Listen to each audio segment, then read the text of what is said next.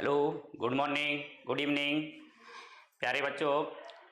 हम फिर से यानी कि केलम करियर इंस्टीट्यूट के इस नए नवाचार के प्लेटफॉर्म पर फिर यानी कि एकत्रित हुए हैं। फिर लाइव क्लास के लिए जुड़ जाइए जल्दी से जल्दी। जो अभी तक जुड़े नहीं हैं वो जुड़े, और जो यानी कि एक तरह से इसको यानी शेयर करें, अपने मित्रों को बताएं और सबको यानी कि एक तरह से इससे संबंधित जानकारी दें कि केलम करियर इंस्टीट्यूट विद्यार्थियों के लिए नई यानी कि एक तरह से नवाचार के साथ में परीक्षा के अंत तक, परीक्षा से जब तक नहीं हो जाती तब तक यानी कि वह जुड़ा हुआ है। तो आप जल्दी जुड़ जाइए और अपने मित्रों को बता दीजिए कि क्लास शुरू हो गई है, और आइए सब हंसते मुस्कुराते हुए क्लास को देखिए और इसको चैनल को सब्सक्राइब करके शेयर करें, बताएं अपने मित्रों को। Good evening, good evening, Ram Ram सभी को। और हम करते हैं अब समय का यानी कि आपके महत्व को ध्यान रखते हुए क्लास शुरू करते हैं। आइए, हमने यानी कि पिछली क्लास में कुछ यानी कि प्रश्नों से संबंधित बातें की थी। अब भी हम कवि परिचय और पाठ की जो पद्य व्याख्याएं हैं उनसे संबंधित यानी कि प्रश्न हम यहाँ पर देखेंगे। आइए जुड़ जाइए जल्दी, और अब क्लास यानी कि हम प्रारंभ करते हैं। देखिएगा, हम यानी कि क्लास को यानी कि प्रारंभ करने से पहले हमारा जो यानी कि फर्स्ट चैप्टर है उस फर्स्ट चैप्टर से ही हम यानी कि प्रारंभ करेंगे। देखिए, पहला जो चैप्टर है आरोह के पद्य भाग का, वो है हरिवंश राय बच्चन। हरिवंश राय बच्चन इम्पोर्टेंट चैप्टर है, या तो व्याख्या आएगी या यानी कि इससे संबंधित यानी कि प्रश्न आएंगे। तो ये इम्पोर्टेंट चैप्टर है, यदि व्याख्या नहीं आएगी तो प्रश्न आएगा, प्रश्न नहीं है तो यानी कि इससे संबंधित व्याख्या पूछी जाएगी। कवि परिचय इसका पिछले सत्र यानी कि पूछ लिया गया। लेकिन फिर भी देखें, इस प्रकार से ही आप यानी कि कवि परिचय वाला जो क्वेश्चन आता है 3 नंबर का क्वेश्चन होगा। कवि परिचय जो कितने का होगा, 3 नंबर का क्वेश्चन होगा। इसको आपको इसी प्रकार से जमा करके लिखना है, साफ सुथरा लिखना है, ताकि आपको अच्छे से अच्छे मार्क्स मिलें। देखिएगा, शॉर्ट रूप में हम याद करेंगे। जन्म इनका 1907 इलाहाबाद में हुआ। इनके पिता का नाम प्रताप नारायण, पिता प्रताप नारायण, माता सरस्वती देवी, यानी सरस्वती के ही पुत्र यानी ये हैं, तो सरस्वती का प्रभाव रहेगा ही। इनकी जो प्रमुख रचनाएं हैं, मधुशाला 1935 में प्रकाशित हुई, मधुबाला 1948 में प्रकाशित हुई 38 में, मधुकलश 1938 में, निशा निमंत्रण, एकांत गीत, आकुल अंतर, मिलन यामिनी, सतरंगिणी, आरती, अंगारे, नए पुराने झरोखे, टूटी फूटी कड़ियाँ, ये सब काव्य संग्रह है। ये सारी रचनाएं काव्य संग्रह है। क्या भूलू क्या याद करूं, नीड का निर्माण, फिर बसेरे से दूर, द्वार 10 द्वार के से सोपान तक, आत्मकथा के 4 खंड हैं। ये इनके अनुवाद है, हेमलेट, जनगीता, मैकबेथ, ये इनके अनुवाद यानी कि एक तरह से प्रकाशित हुए हैं। इनकी डायरी भी, प्रवासी की डायरी, यानी कि ये गद्य की विधाएं हैं, जो यानी कि पद्य लिखने के साथ साथ ये गद्य लेखन भी करते हैं, यानी डायरी भी लिखते हैं। इन्होंने यानी अपनी आत्मकथा भी लिखी हैं। ये गद्य की विधाएं हैं। इन्होंने पद्य के साथ साथ गद्य को भी यानी कि महत्व दिया है।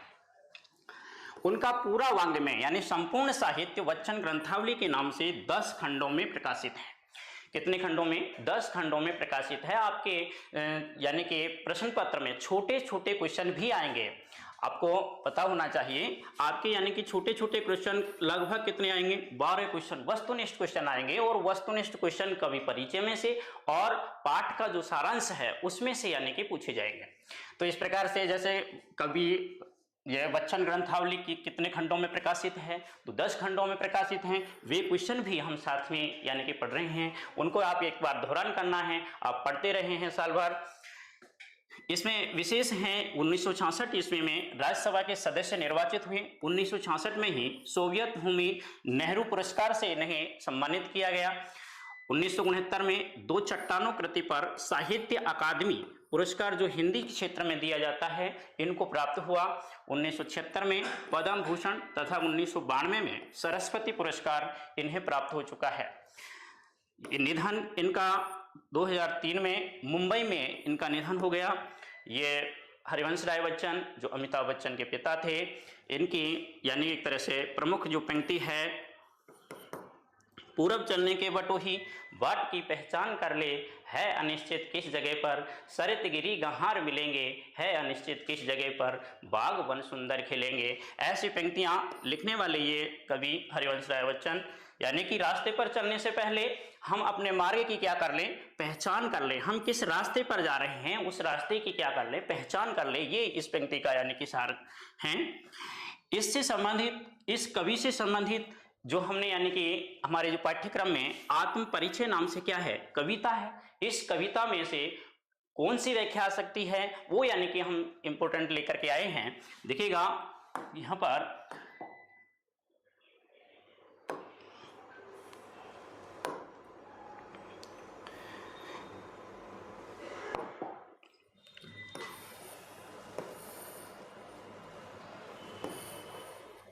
हाँ, ये यानी कि इसकी व्याख्या है। देखेंगे किस प्रकार से हमें व्याख्या करनी है, ये मैंने आपको पहले बताया भी था, एक बार फिर यानी कि आपको बताएंगे। जैसे यानी कि ये पद की व्याख्या है, मैं और जग और कहाँ का नाता, मैं और जग और कहाँ का नाता, मैं बना बना कितने जग रोज मिटाता, जग जिस पृथ्वी पर जोड़ा करता वैभव, मैं प्रतिपग से उस पृथ्वी को ठुकराता, मैं निज रोदन में राग लिए फिरता हूँ, शीतल वाणी में आग लिए फिरता हूँ, हो जिस पर भूपों के प्रसाद निछावर, मैं वह खंडहर का भाग लिए फिरता हूँ। ये आत्म परिचय कविता का ही यानी कि अंश है, उसका ही काव्यांश है। और इस काव्यांश की हम व्याख्या करेंगे इस प्रकार से। देखिएगा ठीक इस प्रकार से ही आपको प्रश्न पत्र में करके आनी है। जैसे मैं यानी कि यहाँ पर बता रहा हूँ, प्रश्न को लिखना है, कौन से नंबर का प्रश्न आया है। जैसे ये प्रश्न 15वां क्वेश्चन है, तो आप यानी कि इस प्रकार से 15 क्वेश्चन लिखेंगे। और यहाँ इसकी जो पद पंक्ति है, पहले मैं और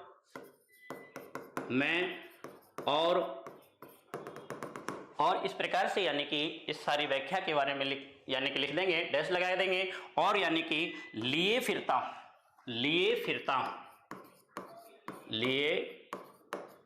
हूं, इस प्रकार से यानी कि लिख देंगे। और लिखने के बाद हम यानी कि ठीक वैसे ही जैसे हमने पिछली क्लास में गद्य की व्याख्याएं देखी थी, ऐसे ही इसकी व्याख्या को भी हमें करना है। उत्तर यहाँ पर लिखना है और उत्तर लिख करके 1 नंबर पर हमें संदर्भ लिखना है।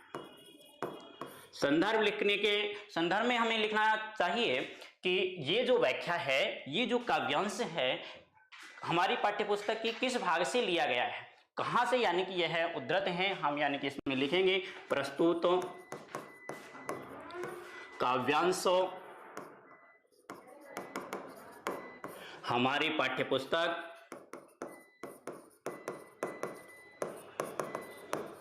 पाठ्यपुस्तक आरोह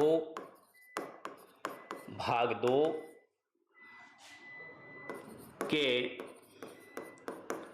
आत्म परिचय पाठ से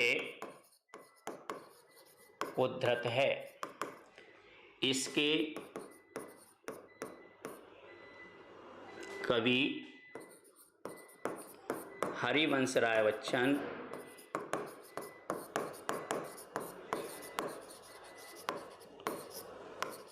है। ये यानी कि आपको इस संदर्भ में लिखना है। संदर्भ को लिखने के बाद हम यानी कि क्या लिखेंगे, प्रसंग लिखेंगे। प्रसंग लिख करके यानी कि हम बताएंगे कि इन पंक्तियों में कवि ने क्या बताया है, क्या यानी कि भाव को व्यक्त किया है। इसमें यानी कि बताया है मैं और जग और कहाँ का नाता, मैं बना बना कितने जग रोज मिटाता। इसका मतलब ये है कि कवि और संसार के लोगों के बीच में तारतम्यता नहीं बैठ रही है। संसार के लोग क्या कर रहे हैं, बेईमानी और यानी कि एक तरह से धोखे का यानी एक तरह से प्रयोग कर रहे हैं अपने जीवन में, तो वो कवि को क्या नहीं लग रहा, अच्छा नहीं लग रहा। इसलिए वह रोज अपनी कल्पना का संसार बनाता है और रोज उसे मिटा देता है। उस प्रकार से आप यानी कि इसमें प्रसंग में लिखेंगे कि इसमें कवि ने क्या अभिव्यक्त किया है। इसके बाद हम लिखेंगे व्याख्या। व्याख्या 3 नंबर डाल करके हम इसको यानी कि व्याख्या लिखेंगे और हम बताएंगे कि मैं और जग और कहाँ का नाता। इस काव्यांश में कवि हरिवंश राय बच्चन यह बताना चाहते हैं या ये कहना चाहते हैं कि मैं और हूँ। देखिएगा व्याख्या समझिएगा, मैं और जग और मैं और हूँ, संसार और है, कहाँ का नाता, मेरा और इस संसार के लोगों का कहाँ का नाता है। मैं बना बना कितने जग रोज मिटाता, मैं ऐसे संसार बना बना करके प्रतिदिन बनाता हूं और ऐसे संसार को मैं रोज ही क्या कर देता हूं, मिटा देता हूं। जग जिस पृथ्वी पर जोड़ा करता वैभव, जिस पृथ्वी पर ये संसार, जग यानी संसार के लोग वैभव, धन संपत्ति, धन दौलत ये सब जोड़ा करते हैं, ऐसे उस धन दौलत संपत्ति के उस संसार को मैं प्रतिपग प्रत्येक पग यानी कि कदम पर उस पृथ्वी को ठुकराता, ऐसी भूमि को मैं ठोकर मार देता हूं, ठुकरा देता हूं। मैं निज रोदन में, अगले यानी कि कवि कहते हैं, आगे कवि कहते हैं मैं अपने रोदन में। निज रोदन का मतलब है अपना रोना, रोदन यानी रोना। मैं अपने रोदन में राग लिए फिरता हूं, राग का मतलब है प्रेम, रोने में भी प्रेम लिए फिरता हूं। प्रेम की भावना एक यानी एक तरह से मेरे रोने में अभिव्यक्त होती है। मैं यानी कि फिरता हूं अर्थात संसार में जीवन यापन कर रहा हूं। शीतल वाणी में आग लिए फिरता हूं, शीतल वाणी में भी क्या लिए फिरता हूं, आग लिए फिरता हूं। यानी विरोधा का आभास हो रहा है, विरोध है नहीं लेकिन विरोध का आभास है, तो कौन सा अलंकार हो जाएगा, विरोधाभास अलंकार। विरोधाभास अलंकार यानी कि इसमें कौन सा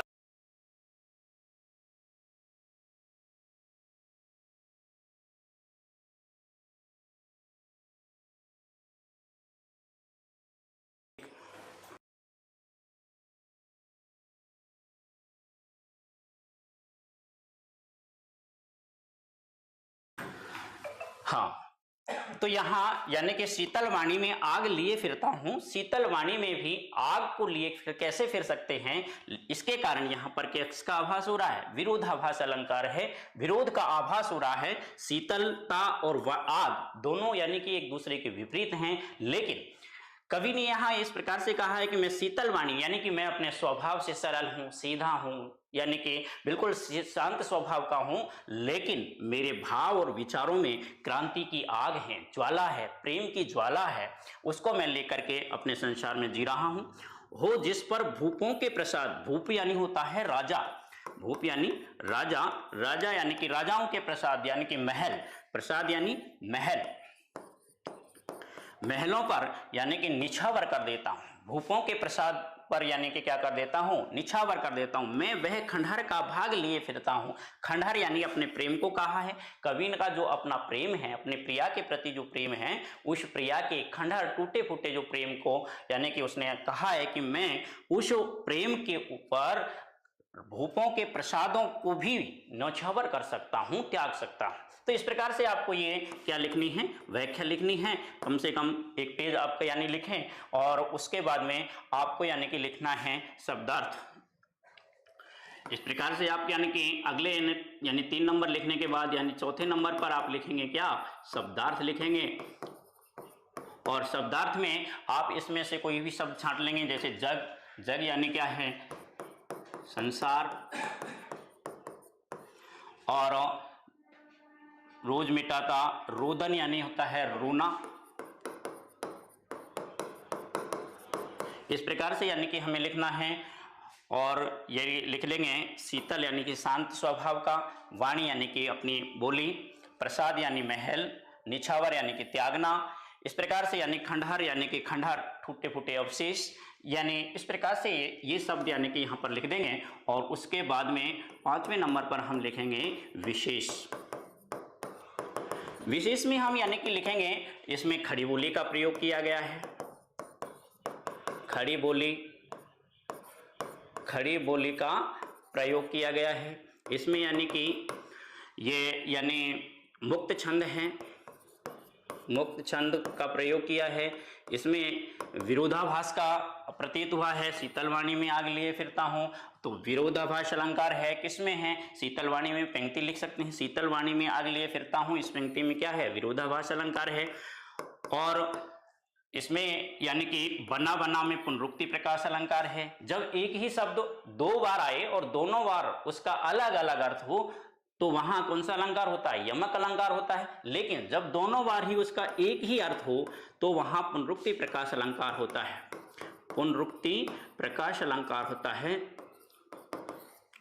तो यानी पुनरुक्ति प्रकाश अलंकार यहां पर लिख देंगे। तो इस प्रकार से यानी कि 2-3 विशेष यानी कि हम लिख देंगे। इस प्रकार से इसकी क्या करेंगे? व्याख्या करेंगे। आगे हम देखेंगे दूसरा कवि आलोक धनवा। देखिएगा, आलोक धनवा भी इंपॉर्टेंट कवि हैं। ये इनके कवि परिचय ये हमें याद करने हैं। संक्षेप में हम इस प्रकार से लिख लेंगे और इसे याद करेंगे। आलोक धनवा एक प्रगतिशील कवि हैं। मानव के यानी अपने जो इनकी जो कविता है पतंग, इन्होंने जो कविता है अपने पाठ्यक्रम में है पतंग कविता। इस पतंग कविता में बालक के मनोभावों को अभिव्यक्त किया है। बालक किस प्रकार से उमंगित, उत्साहित, जुनून के साथ में अपने खेलने के उस पतंगबाजी में यानी किस प्रकार से यानी कि एक तरह से पारंगत है, उसको इन्होंने कवि ने इस पंक्ति में बताया है, कविता में बताया है। पढ़ेंगे, इसका परिचय के बारे में देखेंगे। इनका जन्म सन 1948 ईस्वी में मुंगेर बिहार में हुआ। मुंगेर बिहार के हैं आलोक धनवा। इनका प्रमुख जो रचनाएं हैं, पहली कविता जनता का आदमी 1972 में प्रकाशित हुई। उसके बाद भागी हुई लड़कियां, ब्रोनो की बेटियां, इनकी प्रसिद्ध कृतियों के नाम हैं। दुनिया रोज बनती है, ये इनका एकमात्र काव्य संग्रह है, एकमात्र संग्रह है। और इसके कारण ही इनको बहुत ज़्यादा यानी कि प्रसिद्ध हुई। सबसे इम्पोर्टेंट यानी कि रचना यही है। आलोक धनवा की प्रमुख रचना कौन सी है? जैसे कि दुनिया रोज बनती है। दुनिया रोज बनती है, ये आलोक धनवा की क्या है? प्रमुख कृति है, दुनिया रोज बनती है। इसके बाद यानी कि हम देखेंगे इनका जो प्रमुख सम्मान है राहुल सम्मान। बिहार राष्ट्रभाषा परिषद द्वारा इनको यानी कि साहित्यिक सम्मान दिया है। बनारस प्रसाद भोजपुरी सम्मान, पहला सम्मान इन्हें प्राप्त हुआ है। अगली इनकी जो कविता है पतंग, इसमें बालक के का मनोभावों को व्यक्त किया है। बालक के यानी कि भाव किस प्रकार से उमंगित होते हैं, उत्साहित होते हैं, पतंग उड़ाने के लिए किस प्रकार से वो तत्पर रहता है और अपने यानी कि खाना पीना भी भूल जाता है और वो यानी कि पतंग उड़ाने में लगा रहता है। तो देखिएगा ऐसी कविता ये यानी कि देखें, ये पतंग कविता, इसका भी व्याख्या हम उसी प्रकार से करेंगे जिस प्रकार से हमने अभी की थी, हरिवंश राय बच्चन वाले व्याख्या को किया था। देखिएगा अब यानी कि आप लिखना जान गए होंगे, उसी प्रकार से लिखना है, वही पैटर्न पर लिखना है। पहले हमें यानी कि इसके जो जैसे जन्म से ही अपने साथ लाते हैं कपास, कविता को देखेंगे। सबसे पहले हम कविता को पढ़ेंगे, कविता को पढ़ करके हम समझेंगे और समझ करके हम ये निश्चित करेंगे कि इस पाठ से ली गई है, कौन इसके लेखक हैं और इसके संदर्भ में क्या आएगा, प्रसंग में क्या आएगा। ये सारी बातें हमें यानी कि समझ करके फिर यानी कि लिखना प्रारंभ करना है। पहले कविता को पढ़े। देखिएगा, जन्म से ही वे अपने साथ लाते हैं कपास, पृथ्वी घूमती हुई आती है उनके बेचैन पैरों के पास। जब वे दौड़ते हैं बेसुध, छतों को भी नरम बनाते हुए दिशाओं को मृदंग की तरह बजाते हुए जब वे पैंग भरते हुए चले आते हैं डाल की तरह लचीले वेग से, अक्सर छतों के खतरनाक किनारों तक। यानी जिस प्रकार से जब बालक पतंग उड़ाने में व्यस्त रहता है और उस पतंग उड़ाने के भावों को व्यक्त किया है, जो बच्चा है, छोटा बालक है, वो पतंग उड़ाने में व्यस्त हैं। कवि आलोक धनवा जी कहते हैं जन्म से ही वे अपने साथ लाते हैं कपास। कपास जो रुई होती है यानी कपास होती है, जो जैसे कपास मुलायम होती है, रुई मुलायम होती है, ऐसे ही वो बालक का जो व्यवहार यानी एक तरह से व्यक्तित्व है वो मुलायम है, उसका शरीर लचीला है और वो यानी एक तरह से अपने साथ ऐसा लगता है कि वो जन्म से ही क्या लेके आते हैं, कपास लेके आते हैं, कोमलता लेके आते हैं, वो मुलायमता यानी कि भाव अपने हाथ पैरों में लचीलापन लेकर के आते हैं। पृथ्वी घूमती हुई आती है उनके बेचैन पैरों के पास, और वो पृथ्वी जो यानी कि घूमती हुई भी उनके बेचैन पैरों के पास आती है। यानी कि बालक घूमने में कितना व्यस्त रहता है उसको यानी कि कवि ने बताया है, जब वे दौड़ते हैं बेसुध होकर के दौड़ते हैं, अपने शरीर का भी ध्यान नहीं रहता, छतों पर दौड़ते हैं, छत से यानी कि पतंग लूटने के लिए वो नीचे आते हैं और तब दौड़ते हैं, छतों से पर ही यानी एक छत से दूसरी छत पर दौड़ जाते हैं।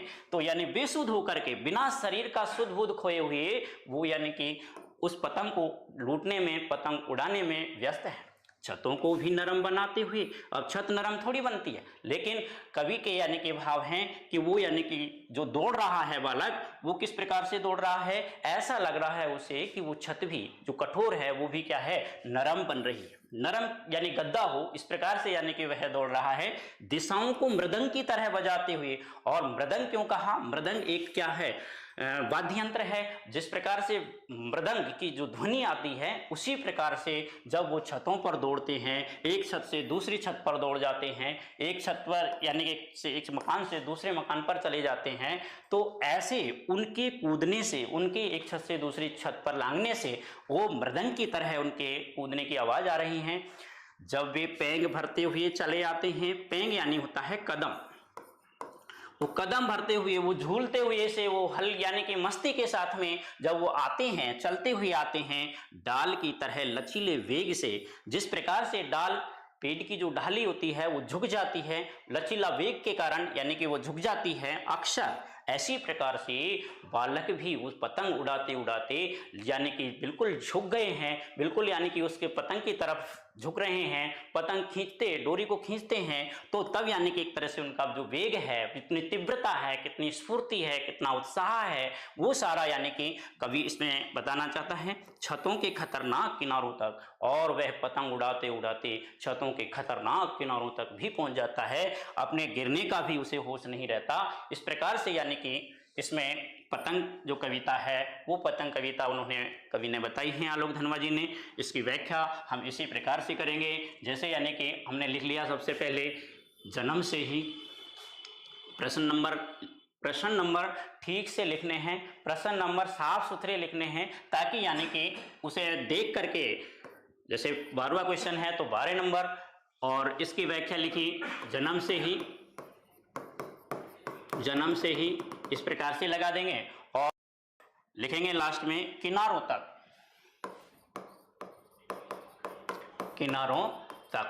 ये ऐसा क्यों लिखना होता है, ऐसा इसलिए लिखना होता है कि ये जो व्याख्या है आपके अथवा में आएगी, और अथवा में आने के कारण आप जो यानी कि आपका एग्जामिनर है जो कॉपी जांच करेगा उसे ये पता चल जाएगा कि ये आपने इस वाली व्याख्या को चुना है, इस वाली व्याख्या को आपने यानी कि यहाँ पर किया है, उसको उत्तर लिख रहे हैं, तो वो उससे यानी कि देख करके उसके अनुसार यानी कि उसका अर्थ भावार्थ देखेगा और उसके अंक देगा आपको। उत्तर लिख करके वही उसी प्रकार से लिखना है, संदर्भ,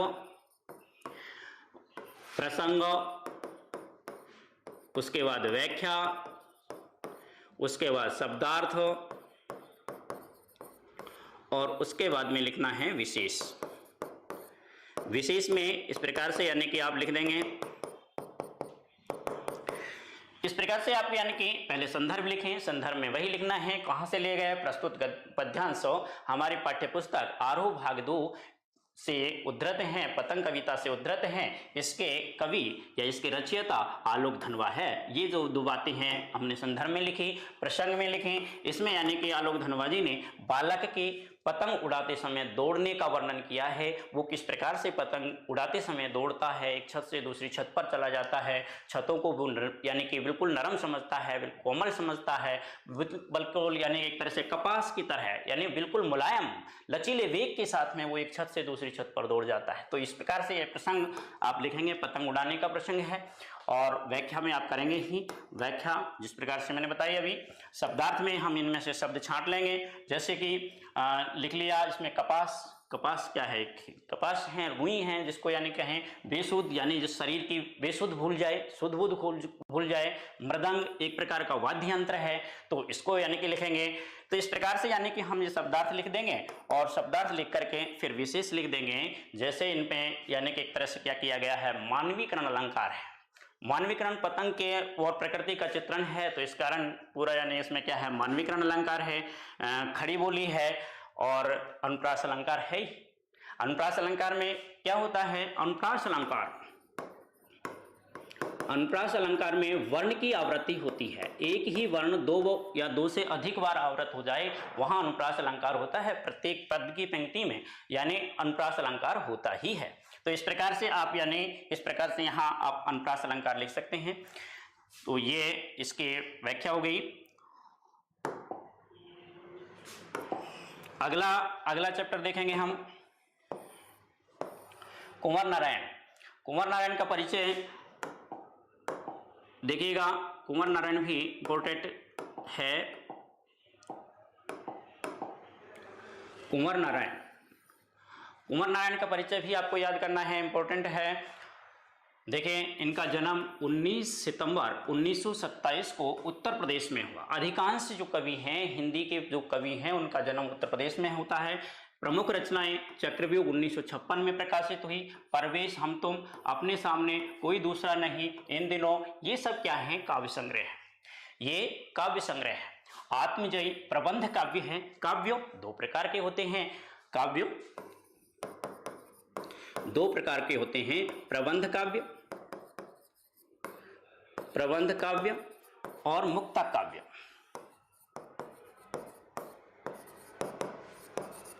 प्रबंध काव्य में यानी कि रचना छंदबद्ध होती है, किसी न किसी प्रकार से छंद में बंधी हुई होती है, सर्गों में बंधी हुई होती है। जबकि मुक्तक काव्य में छंद यानी कि क्या होते हैं? मुक्त होती हैं। छंद मुक्त कवि यानी कि लेखन कार्य करता है।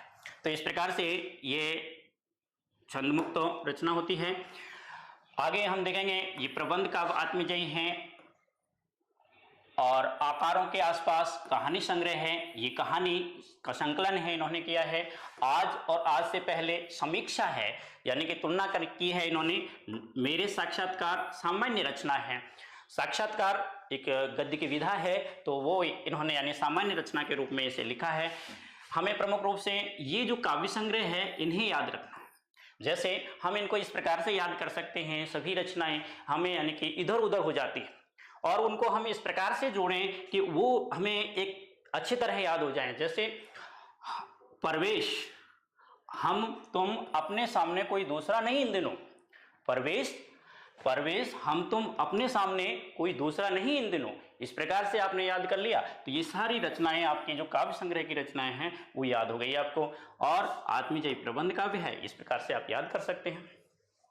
अगला इनका यानी कि एक तरह से पुरस्कार सम्मानित हैं, ये लिखेंगे। साहित्य अकादमी पुरस्कार, कुमारन आशान पुरस्कार, व्यास सम्मान, प्रेमचंद पुरस्कार, लोहिया सम्मान, कबीर सम्मान, ज्ञानपीठ पुरस्कार, इनको यानी कि एक तरह से मेरा प्राप्त हो चुके हैं। ज्ञानपीठ जो पुरस्कार हैं इनका यानी इस प्रकार से आत्मजयी उस पर मिला है, तो ये इस प्रकार से आप लिखेंगे।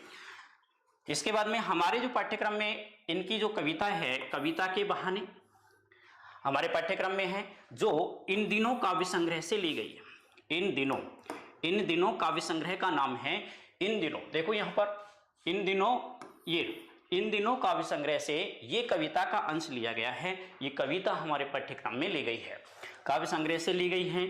जैसे आपको छोटा प्रश्न पूछ लिया जाएगा, कविता के बहाने कविता कहाँ से ली गई है, तो आप कौन से काव्य संग्रह से ली गई है? तो इन दिनों काव्य संग्रह से ली गई है। बात सीधी थी। दूसरी जो कविता है, कोई दूसरा नहीं, जो काव्य संग्रह है उस दूसरे नहीं काव्य संग्रह से संकलित है। कोई दूसरा नहीं इस काव्य संग्रह से, ये क्या बात सीधी थी, कविता उद्धृत है। तो इस प्रकार से ये दोनों को ध्यान रखेंगे। अगली जो कविता है, कविता के बहाने, इसमें से भी व्याख्या ली है, जो देखिएगा यहाँ पर। कविता के बहाने ये जो व्याख्या है ये हम देख रहे हैं, आपके समझ में आ रहा होगा, समझ में ये आ गया होगा कि किस प्रकार से हम यानी कि उनकी व्याख्या करेंगे। अब हम सीधा व्याख्या करेंगे, संदर्भ प्रसंग और ये आपको यानी कि नहीं बताएंगे, केवल भावार्थ बताएंगे, ताकि ये कम समय में ज़्यादा से ज़्यादा यानी कि क्या हो सके, पूरा सिलेबस कवर हो सके। देखिएगा, कविता एक उड़ान है चिड़िया के बहाने, कविता की उड़ान भला चिड़िया क्या जाने, बाहर भीतर इस घर उस घर, कविता के पंख लगा उड़ने की माने, चिड़िया क्या जाने। यानी ये जो पद्यांश है, ये जो यानी काव्यांश है, ये हमारी पाठ्यपुस्तक किसमें से लिया, आरोह भाग 2 में से, और पद्य भाग से कौन से पाठ, कविता के बहाने पाठ से लिया गया है। इसके लेखक यानी आपने पढ़ा अभी कुंवर नारायण, तो ये आप लिख देंगे। देखिएगा, कविता एक उड़ान है चिड़िया के बहाने, कविता एक चिड़िया के बहाने उड़ान है। कविता और चिड़िया में कवि को क्या दिखती है, समानता दिखती है, कुछ यानी कि समानता के भाव दिखते हैं, इसलिए वो कहते हैं कि कविता एक उड़ान है चिड़िया के बहाने। जिस प्रकार से चिड़िया उड़ती है उसी प्रकार से कविता भी अपनी कल्पना रूपी परोंठ से आगे उड़ती है। कविता की उड़ान भला चिड़िया क्या जाने, कविता की उड़ान तो यानी कि व्यापक होती है और चिड़िया की उड़ान तो कैसी होती है, सीमित होती है।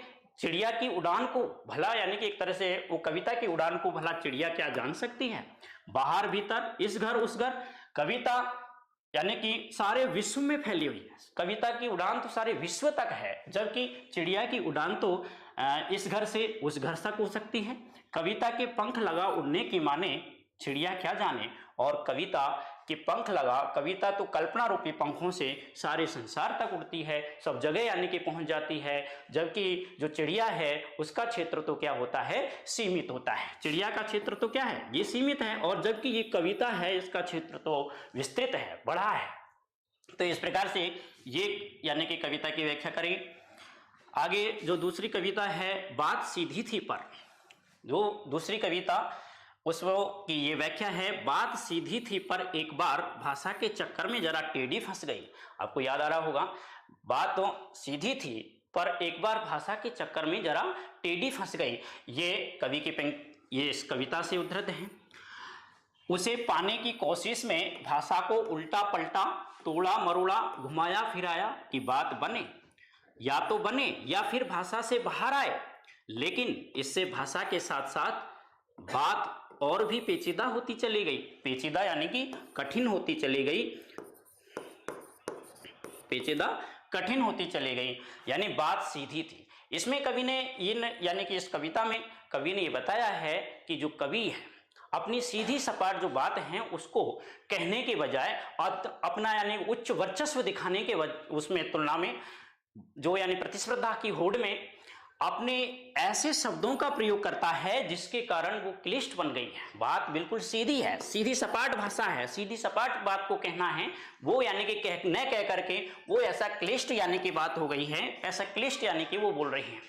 तो इस प्रकार से यानी कि वह बताना चाहते हैं, बात सीधी थी पर एक बार भाषा के चक्कर में जरा टेढ़ी फंस गई। कवि कहता है कि बात बिल्कुल सीधी थी, सीधी सपाट यानी कि कहना था, लेकिन एक बार भाषा के चक्कर में आकर के वह जरा टेढ़ी फंस गई, अर्थात वो तिरछी फंस गई, बहुत क्लिष्ट हो गई।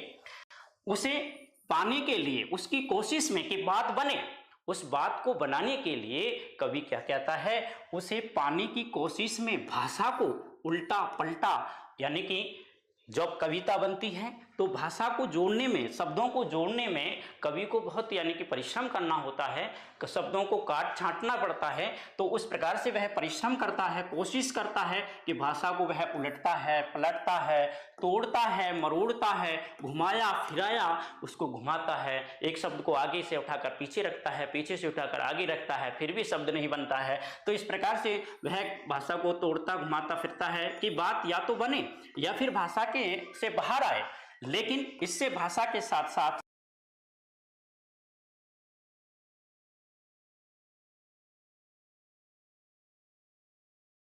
हाँ देखिए, आइए फिर। तो इस प्रकार से यानी कि ये किसी बात को या तो बात बने या फिर भाषा से बाहर आए, लेकिन इससे भाषा के साथ साथ बात और भी पेचीदा होती चली गई। बात को हमने सरल बनाने के चक्कर में वह क्लिष्ट हो गई, और क्लिष्ट इतनी हो गई कि लोग उसे समझ ही नहीं पाए। इतनी कठिन हो गई, पेचीदा यानी कि कठिन हो गई, क्लिष्ट हो गई कि लोग उसका भावार्थ ही नहीं समझ पाए। तो इस प्रकार की कविताओं से कोई मतलब नहीं है। कवि ये कहना चाहता है कवि लोगों से कि बात जो भी कहनी है, जिस पर भी कविता लिखनी है, उसे अपने सरल शब्दों में लिखें, ताकि अधिक से अधिक लोग यानी कि उसे क्या कर सकें, आत्मसात कर सकें, उसे समझ सकें। तो इस प्रकार से इसकी व्याख्या आपको करनी थी। इसमें देखिए बाहर भीतर, इस घर उस घर, यानी इसमें रे वर्ण की देखिए आवृत्ति हो रही है।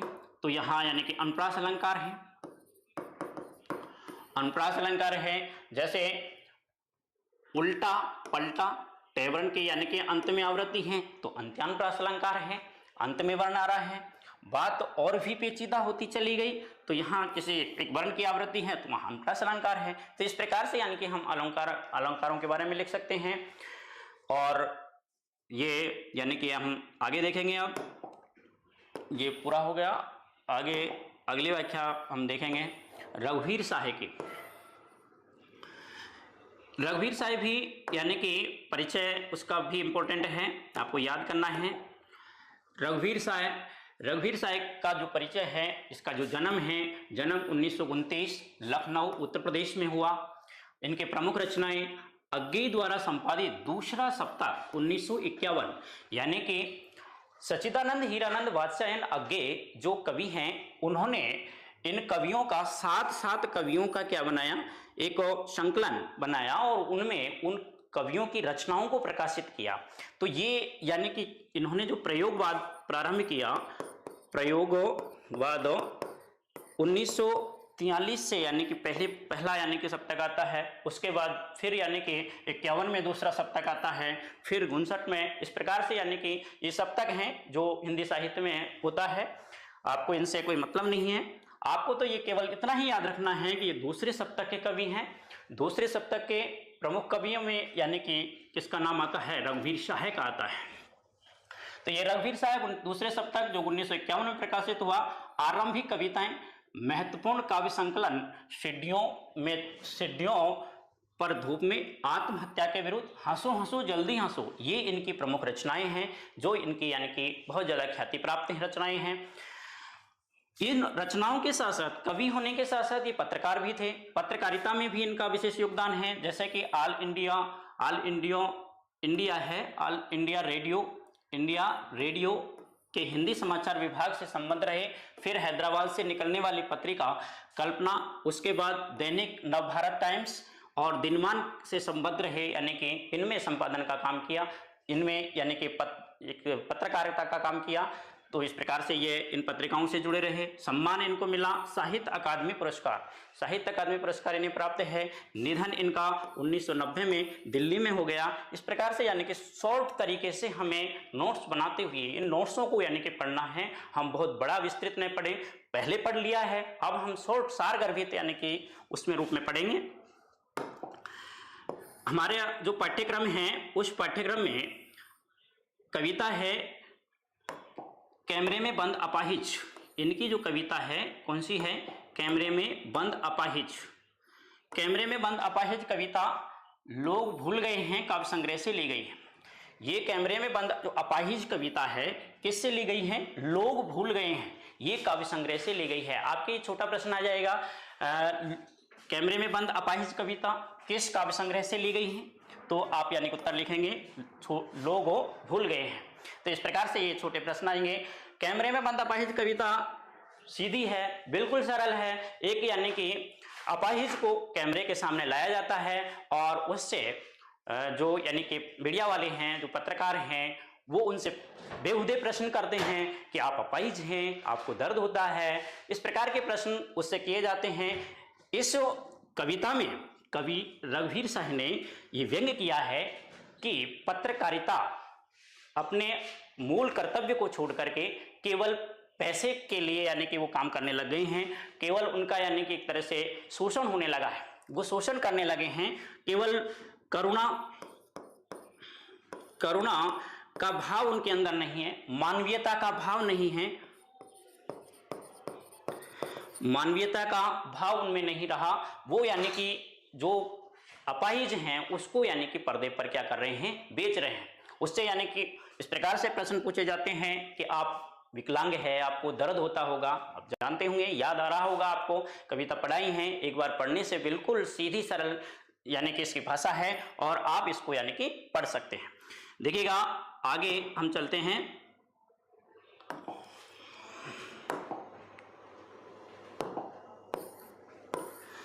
अगले जो कवि हैं शमशेर बहादुर सिंह। शमशेर बहादुर सिंह की एक कविता आपके सिलेबस में है, वो यानी बिल्कुल मानवीयता का या प्रकृति का जो चित्रण है वो इस कविता में देखने को मिलता है। इससे पहले, इसको पढ़ने से पहले हम पढ़ेंगे इसका परिचय। शमशेर बहादुर सिंह का परिचय भी बड़ा इंपॉर्टेंट है, प्रमुख है और इसको भी आप याद करें। इनका जन्म 13 जनवरी 1911 देहरादून उत्तर प्रदेश में है। अब यानी कि कहाँ है, उत्तराखंड में है। जब इनका जन्म हुआ 13 जनवरी 1911 को, जब ये देहरादून कहाँ था, उत्तर प्रदेश में था, लेकिन ये राज्य का निर्माण होने के कारण, नए राज्य का निर्माण होने के कारण अब ये देहरादून किस में चला गया, उत्तराखंड में चला गया। तो आप उत्तराखंड भी लिख सकते हैं। इनकी जो प्रमुख रचनाएं हैं, कुछ कविताएं, कुछ और कविताएं, चुका भी नहीं हूं मैं, इतने पास अपने, बात बोलेगी कल, काल सुनना मुझे, मेरी काल, तुमसे होड़ है मेरी, हिंदी उर्दू हिंदी कोश का संपादन इन्होंने किया है। तो ये इनकी कविताएं हैं जो प्रमुख हैं। कुछ कविताएं, कुछ और कविताएं, कुछ कविताएं, कुछ और कविताएं, इस प्रकार से चुका भी नहीं हूं मैं, इतने पास अपने, बात बोलेगी काल, तुमसे होड़ है मेरी, ये इनकी कविताएं हैं। इस प्रकार से आप बोल बोल करके इन्हें याद कर सकते हैं। कुछ समय के लिए 2-3 बार इनको दोहरान कर लेंगे, अपने आप ये याद हो जाएगी। इनका सम्मान है साहित्य अकादमी पुरस्कार और कबीर सम्मान के साथ साथ इनको अनेक सम्मानों से सम्मानित किया जा चुका है। इनका निधन 1993 ईस्वी में दिल्ली में हो गया। 1993 में दिल्ली में इनका यानी कि अंतकाल हो जाता है। तो इस प्रकार से इसका परिचय था। अगली इनकी कविता है उषा। उषा कविता है, जो उषा कविता में प्रकृति का चित्रण है। सुबह प्रातः काल के समय, सूर्य उदय होते समय, उस सूर्य उदय का वर्णन कवि ने किया है कि पल पल में प्रकृति किस प्रकार से अपना रूप परिवर्तित करती है, पर उसमें बदलाव आता है, उसको यानी कि कवि ने इसमें बताया है। देखेंगे इसको, पूरी कविता देखिए। हाँ, अब यानी कि हम इसे पूरी को कविता है, पूरी कविता है, छोटी सी कविता है, हम इसे लिख लेंगे। देखेंगे हम यहाँ पर व्याख्या करेंगे। देखिएगा, प्रातः नभ था बहुत नीला शंख, भोर का नभ, राख से लिपा हुआ चौका अभी गीला पड़ा है, अभी गीला पड़ा है। बहुत काली सिल जरा से लाल कि जैसे धुल गई हो स्लेट पर, या लाल खड़िया चौक मल दी हो किसी ने नील जल में, या किसी की कोर झिलमिल दे जैसे हिल रही हो। और जादू टूटता है उस उषा का, अब सूर्य उदय हो रहा है, अब सूर्य उदय हो रहा है। यानी प्रातःकाल का वर्णन इसमें कवि ने किया है। प्रातःकाल के समय में कवि इस प्रकार का यानी कि जो परिवर्तन हो रहा है, उस परिवर्तन को यानी कवि इसमें देखता है। प्रातः नभ था, प्रातः का नभ यानी कि आकाश बहुत नीला, नीला आकाश शंख जैसा, प्रातः नभ था शंख जैसा। भोर का नभ, भोर यानी कि प्रातः काल का जो नभ है, प्रातः काल का जो आकाश है, वो आकाश नीले शंख के समान सा लग रहा है। नीले शंख अंधकार के कारण थोड़ा अंधेरा है, उसके कारण वो आकाश नीला शंख के समान लग रहा है। राख से लिपा हुआ चौका अभी गीला पड़ा है, ऐसा लग रहा है जैसे कोई राख से लिपा हुआ चौका हो। जिस प्रकार से यानी कि ग्रामीण प्रवेश में, ग्रामीण संस्कृति में राख से लिपा जाता है घर को, तो उसी प्रकार से वह थोड़ा काला और थोड़ा यानी कि आभा से युक्त इस प्रकार से लग रहा है। तो कवि ने ग्रामीण परिवेश के बिंब लिए हैं। तो राख से लिपा हुआ चौका, चौका जहाँ पर खाना बनाया जाता है, तो इस प्रकार से प्रतिदिन लिपा जाता था। तो अभी गीला पड़ा है, और वह नमी के कारण, सुबह के समय आर्द्रता होती है, और उस आर्द्रता के कारण उसे कवि ने ऐसा कहा है कि कभी गीला पड़ा है। बहुत काली सिल जरा सी लाल कि केसर जैसे धुल गई हो, यानी काली सिल जहाँ सिलवट्टा होता है, जो यानी कि मसाला पीसने का जो पत्थर होता है जिस पर यानी मसाला पीसा जाता है, ऐसे काले रंग की उस शिल पर, काले उस पत्थर की उस शिला पर जैसे लाल की धुल गई हो उस पर यानी कि लाल मिर्ची जैसे पीसी जाती है उसके समान यानी कि उसको बताया है प्रातःकाल को। स्लेट पर या लाल खड़िया चाक, जैसे अंधकार से युक्त तो प्रातःकाल है, और प्रातःकाल जब होता है तो रात्रि का अंधकार उसी छाया हुआ है, और अंधेरे उस पर जैसे जैसे सूर्य का उदय होता है, जैसे यानी कि उसमें परिवर्तन आता है, कभी लालिमा से युक्त होता है, कुछ दास होता है, फिर श्वेत आता है। तो इस प्रकार से यानी कि उसको बताया है। स्लेट कैसी होती है, इस प्रकार की ब्लैक स्लेट जो काली होती है, तो काली स्लेट पर लाल खड़िया चौक, यानी कि जैसे जो लालिमा है वो उसको जैसे छोटा बच्चा बचपन में पढ़ते समय खड़ी से या चाक से स्लेट को इस प्रकार से रगड़ दिया जा करता था, इस प्रकार से यानी कि उसको रंग दिया करता था, उसी प्रकार से वह कवि उसको देखता है कि वह प्रातः का जो नभ है, प्रातः का जो आकाश है वो इस प्रकार से लग रहा है जैसे कोई बच्चे ने ब्लैक स्लेट पर, काली स्लेट पर क्या लग दी हो, लाल खड़ी और चाक को रगड़ दिया हो, मल दिया हो किसी ने, यानी कि किसी ने रगड़ दिया हो, किसी बच्चे ने रगड़ दिया हो। नील जल में या किसी की गौर झिलमिल देह, नीले जल में यानी वो नीला आकाश है, नीला जो आकाश है ऐसा लग रहा है तो उसको जल के समान, तो नीले जल में जैसे किसी गोरे झिलमिल, गौर यानी कि होता है गोरा, श्वेत यानी श्वेत रंग का, वह सूर्य की जो किरणें आ रही हैं वो श्वेत हैं, तो ऐसी वो सूर्य की किरणें ऐसे उस प्रभात के समय में जो आर्द्रता से युक्त है, ऐसे उस नीले आकाश में वो अंधकार से युक्त और नीला जो आकाश है उसमें जो सूर्य की किरणें हैं जो झिलमिलाती सी देह यानी होता है शरीर, तो ये शरीर उसका लग रहा है जैसे हिल रही हो किस और यानी कि ऐसा हिल रही हो जैसे कोई गोरे रंग का जो व्यक्ति है उस काले काले से अंधेरे से में इस प्रकार से अपने आप ही श्वेत दिखाई दे रहा हो, स्पष्ट दिख रहा हो। ठीक ऐसे ही प्रातः काल की उस बेला में वो यानी कि झिलमिलाती हुई सी देह वाली वह सूर्य की किरणें दिखाई दे रही हैं, यानी कि स्पष्ट हो रही है।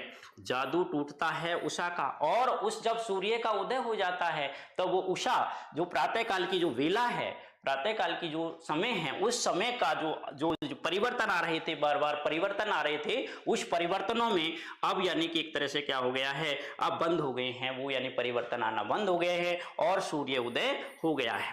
तो इस प्रकार से हम इसके पूरे पाठ की व्याख्या कर ली हमने, और हम यदि इसमें से कोई व्याख्या आती है तो हम निसंदेह करेंगे, पूरा विस्तार से करेंगे, उसी प्रकार से करेंगे जैसे हमने उसमें व्याख्या की है, संदर्भ लिख करके, प्रसंग लिख करके, व्याख्या,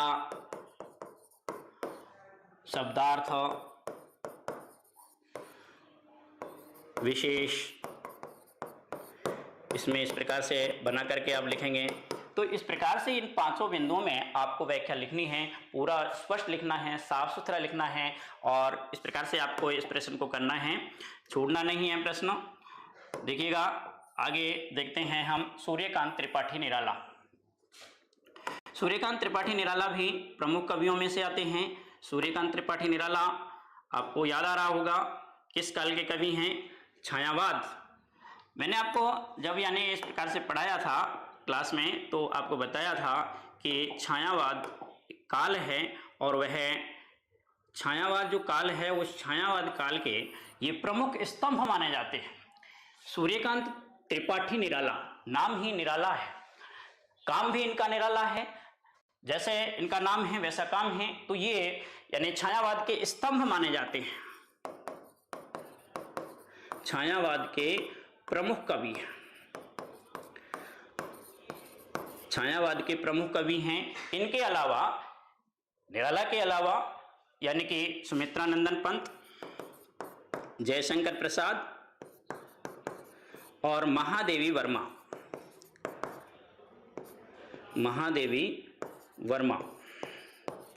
तो ये यानी कि चार जो स्तंभ है ये प्रमुख कवियों में से आते हैं, जो छायावाद के कवि हैं। ऐसे ही ये निराला छायावाद के स्तंभ माने जाते हैं। इनको यानी कि छायावाद का शिव भी कहा जाता है। तो इस प्रकार से ये निराला हैं जिनको पढ़ रहे हैं हम। इनका जन्म 1999 ईस्वी में महिषादल बंगाल के मेदिनीपुर जिले में हुआ। मेदिनीपुर इनका यानी कि जिले में यानी कि इनका जन्म होता है। इनके जन्म विवादित है। ये इनका जन्म यानी कि 1896 भी यानी कि कहीं पुस्तकों में देखने को मिलता है, तो 99 भी हमारी जो पाठ्य पुस्तक है उसमें है। तो हम आप तो ये 99 ही करेंगे क्योंकि आपकी पाठ्य पुस्तक में 99 दे रखा है। पारिवारिक गांव, क्योंकि इनका गांव जो जन्म है अपने ननिहाल में हुआ था। ननिहाल बंगाल का मेदिनीपुर जिला है और इनका जो पारिवारिक गांव था वो गडाकोल, उन्नाव, उत्तर प्रदेश के ये रहने वाले थे। इनका पारिवारिक गांव था।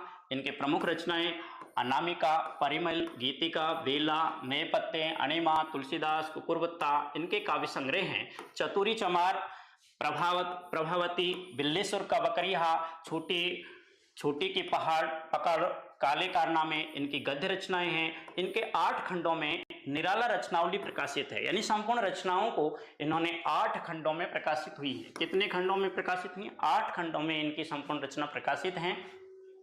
समन्वय मतवाला पत्रिका के ये संपादक रहे हैं।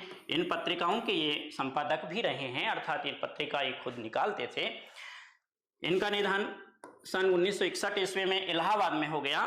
तो इस प्रकार से इनका अंत हो गया। विशेष इसके बारे में देखेंगे, ध्वन्यात्मक बिंबों से युक्त राम की शक्ति पूजा। इनकी रचना है राम की शक्ति पूजा। इसमें राम की यानी कि शक्ति की पूजा करते हैं, स्तुति करते हैं। तो राम की शक्ति पूजा और कठिन छंद साधना का प्रतिमान तुलसीदास भी इनकी रचना का नाम है।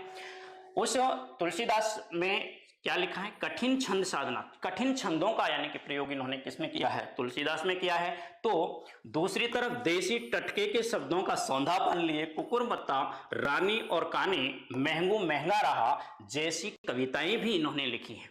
ऐसे ये निराला कुकुरवत्ता में यानी कि प्रगतिवाद का प्रभाव देखने को मिलता है, जिसमें आम व्यक्ति का जो शोषण हो रहा है जो उसको यानी कि उन्होंने व्यक्त किया है।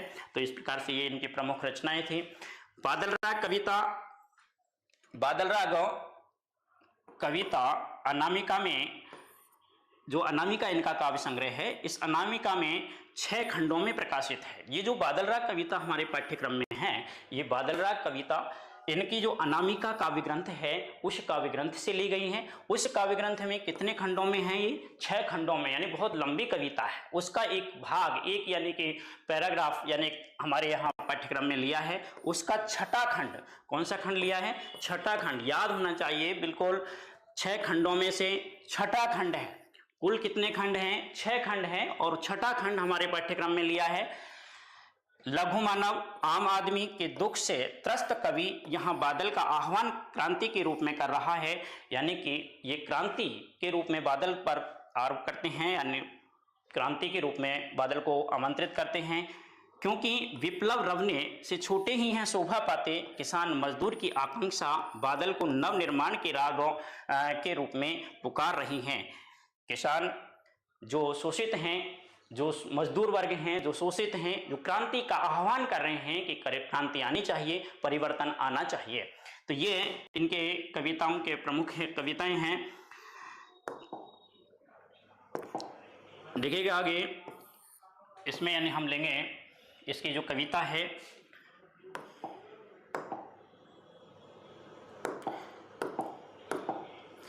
ये कविता जैसे इसके व्याख्या हम लेंगे।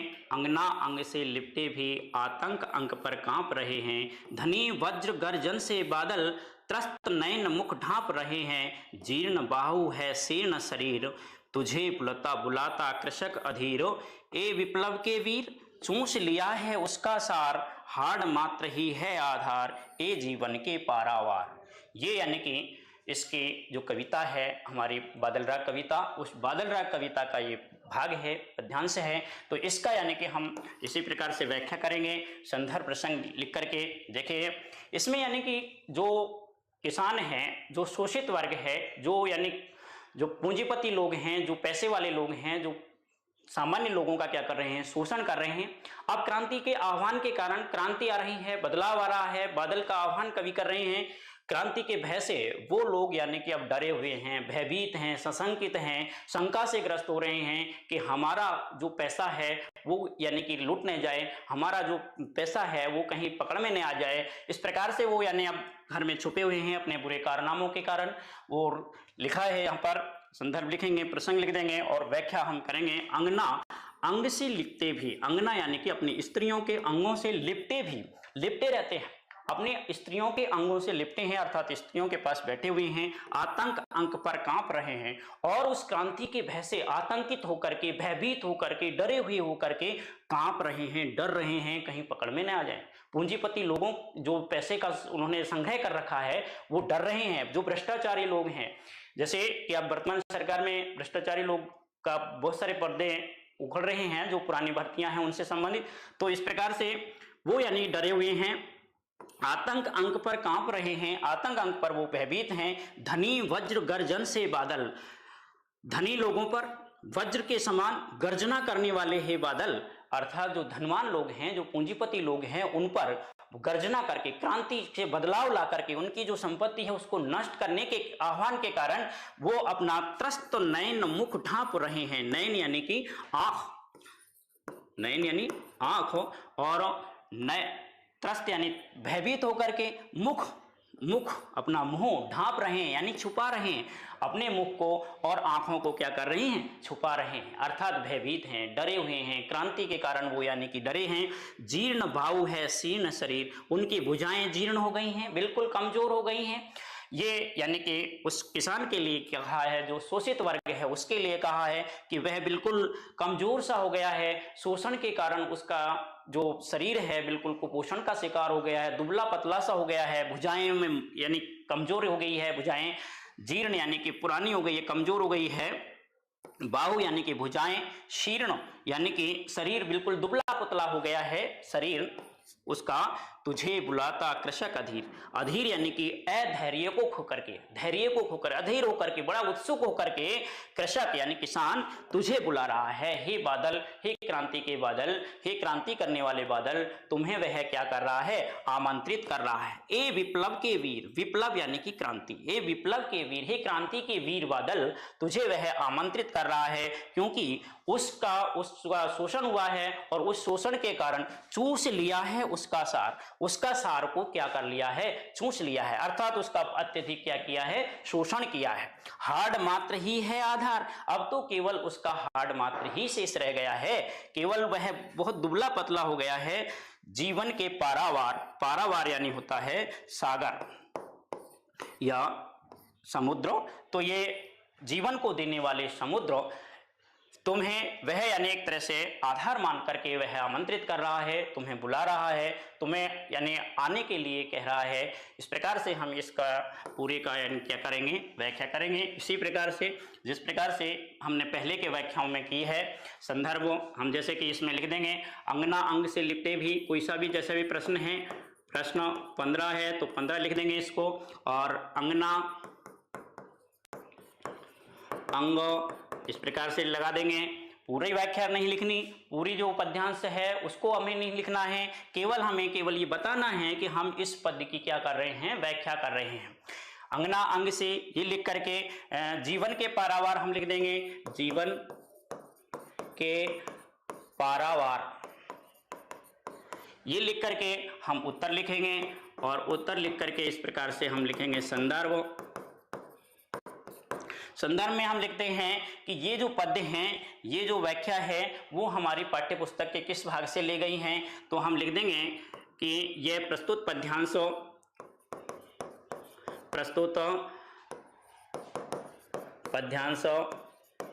हमारी पाठ्य पुस्तक आरोह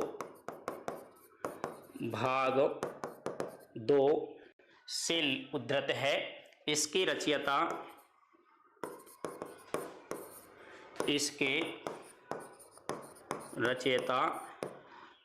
कौन है, सूर्यकांत त्रिपाठी निराला है,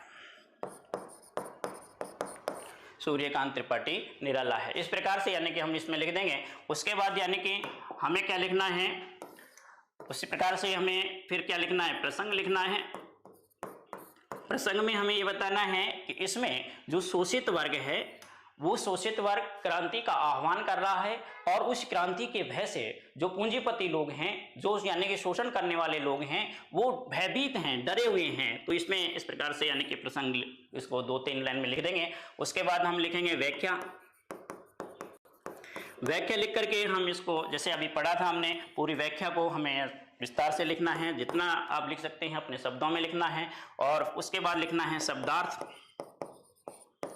शब्दार्थ इसमें से छांट लेंगे, जैसे अंगना, वज्र, जीर्ण, बाहु, शीर्ण, कृषक, किसान, ये लिख सकते हैं विप्लव, क्रांति, पारावार, समुद्र। तो इस प्रकार से इन शब्दों को यहाँ पर लिख करके उनका अर्थ लिख देंगे। फिर उसके बाद हम क्या लिखेंगे, विशेष लिख देंगे। विशेष लिख करके 1 नंबर डाल करके लिख देंगे। इसमें यानी कि छंद मुक्त रचना है और लिख देंगे इसमें अनुप्रास अलंकार है। और जब आपको यानी कि इसमें लग रहा है जैसे अंगना अंग से लिपटे भी, तो इसमें ए वर्ण की आवृत्ति है तो अनुप्रास अलंकार है। आतंक अंक पर कांप रहे हैं तो ए वर्ण की आवृत्ति है, अनुप्रास अलंकार है, अनुप्रास अलंकार लिख देंगे। इस प्रकार से यानी कि हमको व्याख्या करनी है, पूरा विस्तार से करके आना है ताकि आपको 6 में से 6 ही प्राप्त हो। अच्छे साफ सुथरे काम करेंगे तो आपको ये सारे अंक प्राप्त होंगे और छोड़ना तो है ही नहीं। यदि आप इसको थोड़ा बहुत कमी रह जाती है तो 5 तो मिलेंगे। तो इस प्रकार से आपको प्रश्न को छोड़ना नहीं है। आगे देखेंगे हम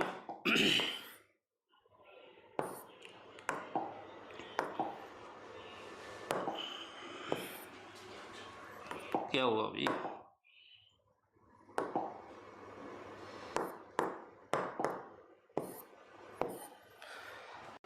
देखिए अगली फाइल में देखते हैं।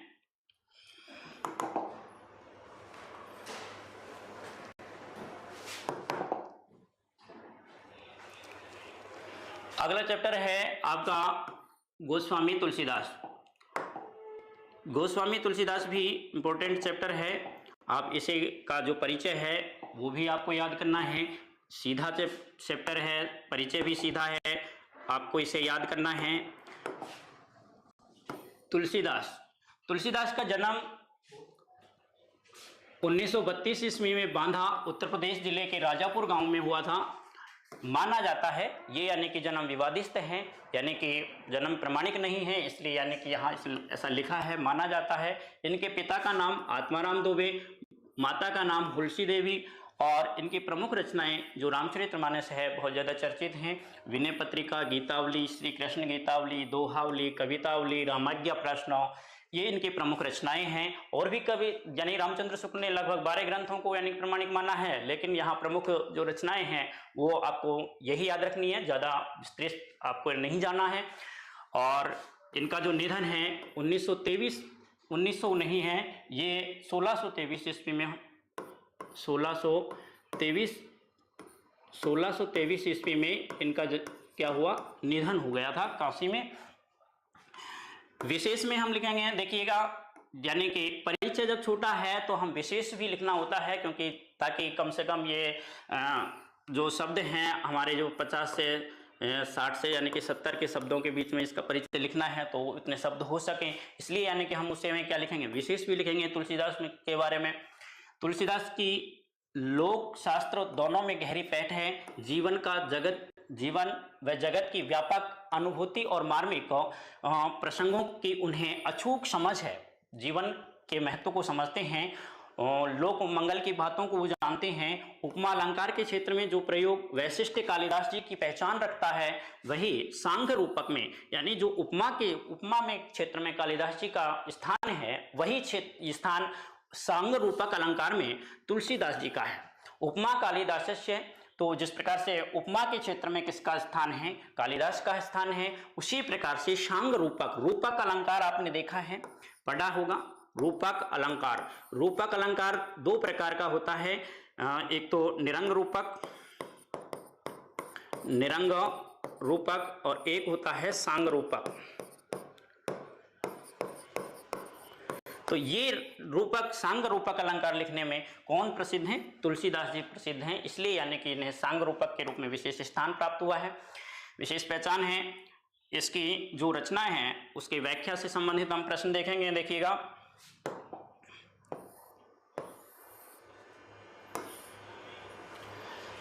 इसकी व्याख्या भी इंपॉर्टेंट है, इसकी व्याख्या भी हमें पढ़नी है और परिचय भी पढ़ना है। बड़ा इंपॉर्टेंट कवि है, देखिएगा, क्योंकि अभी अभी क्या बना है, राम मंदिर बना है और राम मंदिर से संबंधित यानी कि कोई भी प्रश्न आ सकता है, कविता भी आ सकती है, कवि भी आ सकता है, प्रश्न भी आ सकता है। तो इस प्रकार से यानी कि जो मुद्दे चर्चित होते हैं इस प्रकार के क्वेश्चन ही आते हैं। तो कवितावली से लिया गया है। कवितावली का जो उत्तराकांड है, उत्तरकांड से ये पद यहाँ लिया गया है। इसमें कौन सा छंद है? कवित्त छंद है। कवित्त छंद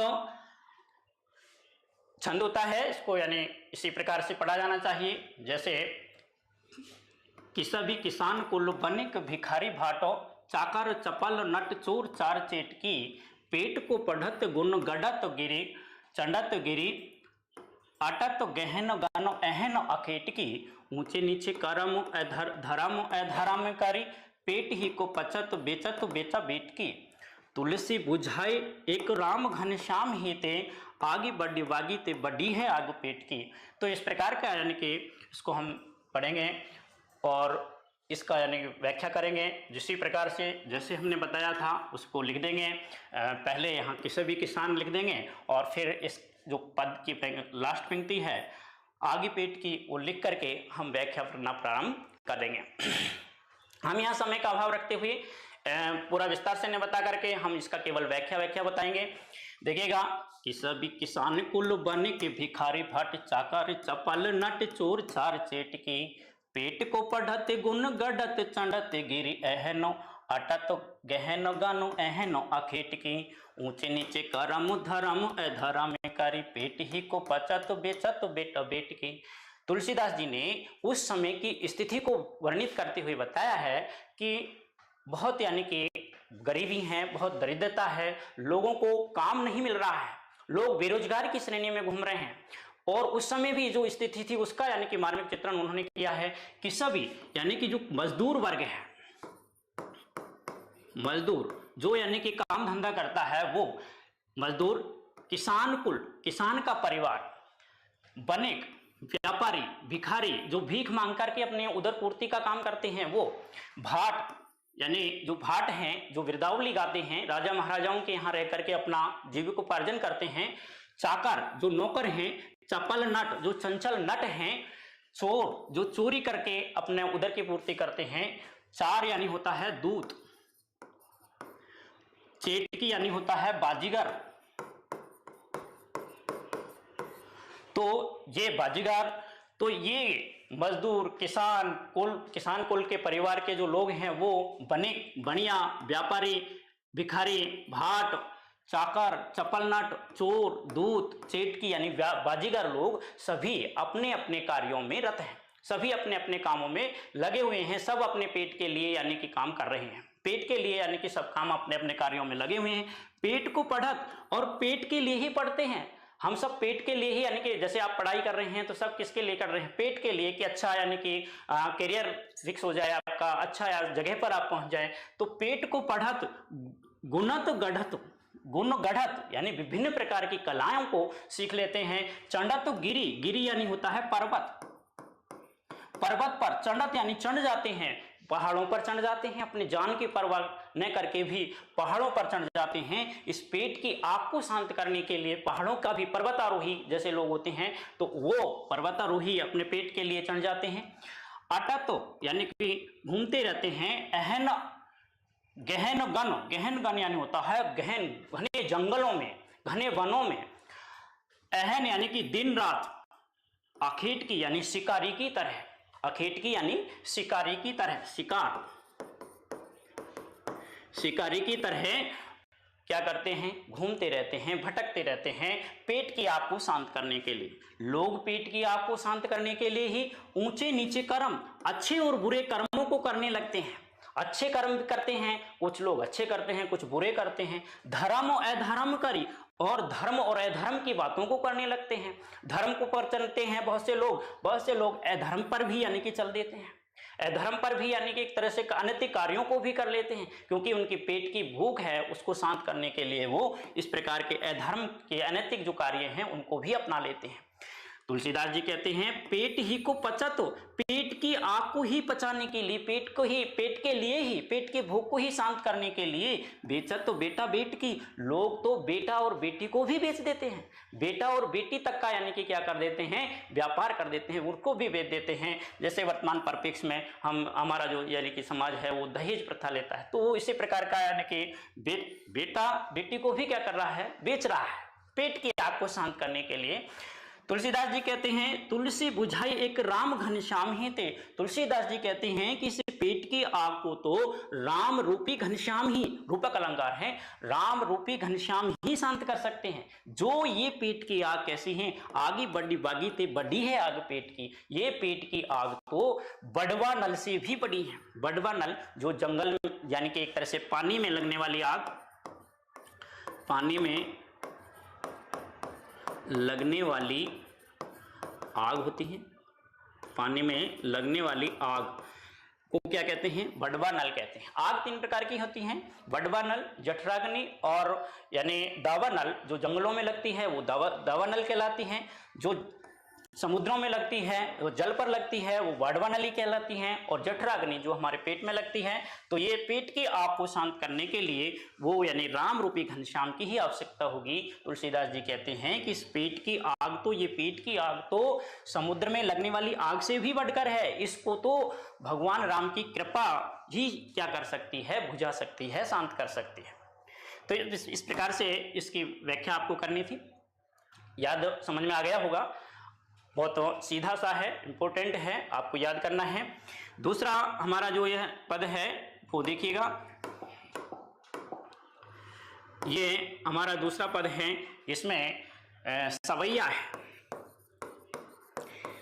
पहले वाले में इसमें तो क्या था, कवित्त था, इसमें तो कवित्त छंद है। कवित्त एक छंद होता है जिसमें 31, 32 और 33 जो क्या होते हैं, वर्ण होते हैं, वर्णिक छंद हैं। इसमें वर्ण गिने जाते हैं, वो आपके यानी कि काम का है नहीं अभी वर्तमान परिप्रेक्ष्य में, तो इस प्रकार से हम इसकी बात ज़्यादा विस्तार से नहीं करेंगे। सवैया भी एक छंद होता है जिसमें अलग अलग मात्रा, जिसमें किसी में सगण होते हैं, किसी में भगण होते हैं, तो अलग अलग प्रकार के सवैया होते हैं। तो ये सवैया छंद इसमें है, इसको भी पढ़ेंगे। जैसे धूते कहो अवे धूते कहो राजे पूते कहो जोलाहा कहो को, काहू की बेटी सु बेटा ने ब्याहे, काहू की जाति बिगाड़े ने सोहू। तुलसी सरो राम गुलाम है, रामे को जाको रुचे सो कहे का छू ओहू। मांगी के खावो मसीते को सोई, बोले बे को एक ने देवे को दो। तो इस प्रकार से यानी कि इसमें तुलसीदास जी ने ये कहा है। उस समय हमारे देश में विभिन्न प्रकार की यानी छुआछूत का वातावरण था, लोग ऊंचे और नीचे का जो भेदभाव थे वो समझते थे, जानते थे, तो उसका यानी एक तरह से अत्यधिक मात्रा में पर्याप्त था छुआछूत। तो उसी पर यानी कि इन्होंने कहा है, चाहे मुझे, तुलसीदास जी कहते हैं धूत कहो, धूत यानी होता है मूर्ख, चाहे लोग मुझे क्या कहें, मूर्ख कहें, मूर्ख कहें, अवधूत कहो या सज्जन कहें। अवधूत का मतलब होता है सज्जन। चाहे ये संसार के लोग मुझे मूर्ख कहें, धूत कहें, धूर्त कह दें, या अवधूत कह दें या सज्जन कह दें, मुझे कोई फर्क नहीं पड़ता। चाहे मुझे सज्जन कहो या दुर्जन कहो, भला आदमी कहो या बुरा आदमी कहो, मेरे पर इस बातों का, इन संसारिक जो लोग हैं, इन सांसारिक लोगों की बातों का कोई भी प्रभाव नहीं पड़ता। रजपूत कहो या कोई मुझे राजा का पुत्र कह दे, रजपूत कह दे, जोलाहा कहो, कोई मुझे नीच जाति का कह दे। काहू की बेटी सु बेटा ने ब्याह है, किसी की बेटी की विवाह मेरी बेटी के साथ नहीं करना, जिससे यानी कि जाति का बिगाड़ने से यानी कि उसका विवाह नहीं होगा, ऐसा यानी कि कवि कहते हैं काहू की बेटी सु बेटा, किसी की बेटी से मेरा बेटे का विवाह नहीं करना। काहू की जाति बिगाड़ने सोहू, तुम कितनी ही मेरी जाति को बिगाड़ लो तो तुम्हें उचित लगता है वो तुम कह लो, लेकिन इन सब बातों का मेरे व्यक्तित्व पर, मेरे जीवन में, मेरे लक्ष्य में कोई भी फर्क नहीं पड़ता, कोई भी यानी कि उनका असर नहीं होता। मैं तो क्या हूं, तुलसीदास जी आगे कहते हैं, तुलसी शरनाम गुलाम है राम को, जाको रुचे सो कहे कछ ओहू। जिसको जो अच्छा लगता है वो उसे कहे, जिसको जो रुचे, जिसको अच्छा लगता है वो यानी मुझसे कहे। मैं तो श्री राम का क्या हूं, गुलाम हूं, राम का गुलाम हूं। मैं तो राम का यानी कि सेवक हूं, उनकी सेवा मैं करता रहता हूं, मैं उसके ध्यान लगाए रहता हूं, उसकी भक्ति करता रहता हूं। मेरा काम तो केवल क्या है, मांगे के खेबो मसीते को सोए वो, मांग के खाता हूं और मस्जिद में ही सो जाता हूं। मांगे के खाए वो, खेबो यानी कि खाना, मस्जिद यानी मस्जिद, सोईबो यानी सोता हूं, लेबे को यानी कि लेने के लिए, देवे को यानी देने के लिए। लेने न तो लेने के लिए है न देने के लिए, मेरे पास यानी कि कुछ भी नहीं है। सांसारिक लोगों का मेरे व्यक्तित्व पर, मेरे जीवन पर कोई भी क्या नहीं पड़ता, प्रभाव नहीं पड़ता। तो इस प्रकार से ये दोनों पद बड़े इंपॉर्टेंट है, आप याद करें और इनको व्याख्या को यानी कि एक बार और पढ़ लें विस्तार से। आगे हम देखेंगे एक व्याख्या और है जो हम इसी पाठ से हैं, देखिएगा ये भी इंपॉर्टेंट है, आप यानी कि इसे भी पढ़ें। जो छंद है, दोहा छंद इसमें है, दोहा छंद इसमें लिया गया है।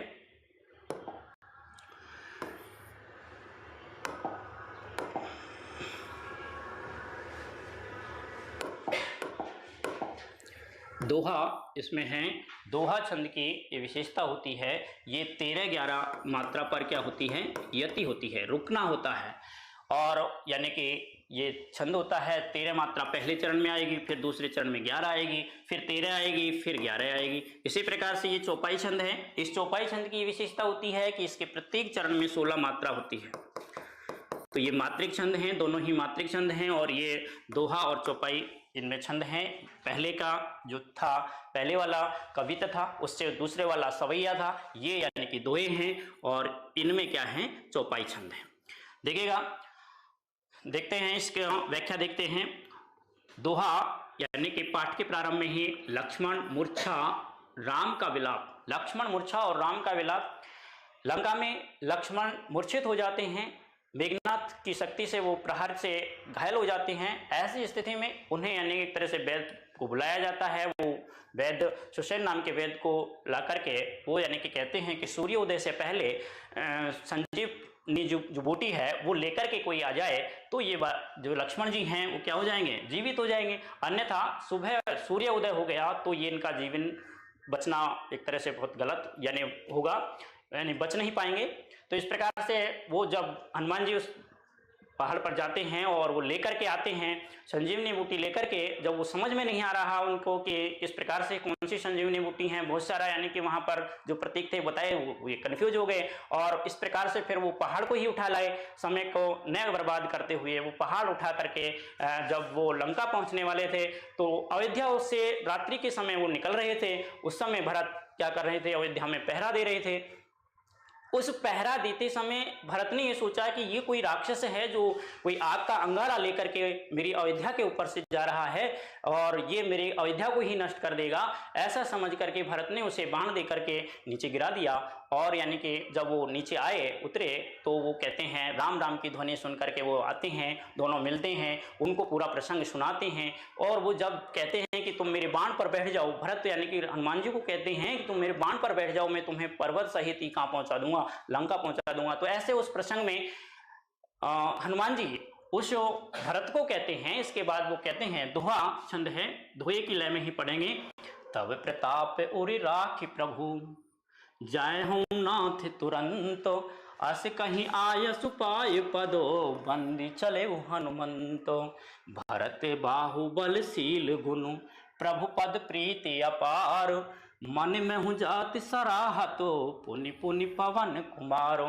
तो इस प्रकार से यानी कि ये दोहा है। तब यानी कि वो हनुमान जी सोचते जा रहे हैं, तब यानी कि उस समय प्रताप यानी कि शौर्य को उर यानी कि हृदय में राखी प्रभु यानी प्रभु के प्रताप को हृदय में रख करके, श्री राम के प्रताप को, उसके शौर्य को, प्रताप को अपने हृदय में धारण करके जय हूं यानी चला जाऊंगा, नाथ यानी कि स्वामी, तुरंत यानी कि शीघ्र ही, हे स्वामी मैं शीघ्र ही यानी कि पहुंच जाऊंगा, लंका पहुंच जाऊंगा। अस कहीं आयसु पाए पद, ऐसु ऐसा कह करके, कही यानी कह करके, आयसु यानी आज्ञा, पाए यानी पा करके, पद यानी कि पैरों में, वंदी यानी वंदना करके, यानी चरण स्पर्श करके, पैरों की वंदना करके चले हनुमंत, हनुमान जी वहां से चलते हैं। भरत बाहुबल शील गुण, और जाते हुए यानी कि भरत के बाहु भुजाओं का जो बल है उसको सराहते हुए, शील गुण को यानी उनका शील मधुर स्वभाव है, ऐसे उस सरल स्वभाव को ध्यान में रखते हुए, प्रभु पद प्रीति अपार, और प्रभु श्री राम के चरणों में अपार प्रीति को देखते हुए, उसको यानी कि एक तरह से उसकी जो प्रीति है उसको यानी कि मन में सराहते हुए, मन महु मन में ही, जात यानी जा रहे हैं, सराहत यानी सराहते हुए, पुण्य पुण्य यानी बार बार, पुनरुक्ति प्रकाश अलंकार है, पुनरुक्ति प्रकाश अलंकार है, पै वर्ण की बार बार आवृत्ति होने के कारण अनुप्रास अलंकार भी है, अनुप्रास अलंकार भी है। तो मन में ही बार बार सराहते हुए, बार बार, पुण्य पुण्य का मतलब बार बार, पवन कुमार यानी कि हनुमान जी बार बार सराहते हुए वो यानी वहां से जा रहे हैं, प्रस्थान कर रहे हैं। आगे जब वो यानी जा रहे हैं, वो तो ये वृत्तांत हो गया। आगे यानी उधर जहां लंका में, वहां जो राम हैं लक्ष्मण को देख करके किस प्रकार से विलाप कर रहे हैं उसको इन चौपाइयों में बताया है। देखिएगा, इनको चौपाई की लय में पढ़ेंगे। वहाँ राम लक्ष्मण निहारी, बोले बचन मन जो अनुसारी, अर्ध रात गई कपि नहीं आयऊं, राम उठाए अनुज उर लायऊं, सकहु ने दुखित तो देख मोहि काहू, बंधु सदा तब मृदुल स्वभाऊ, मम हित लाग तजेऊ पितु माता, सयहु विपिन हिम आतप बाता।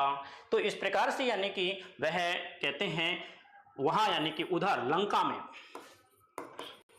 उधर लंका में राम यानी कि राम, लक्ष्मण निहार यानी देख करके,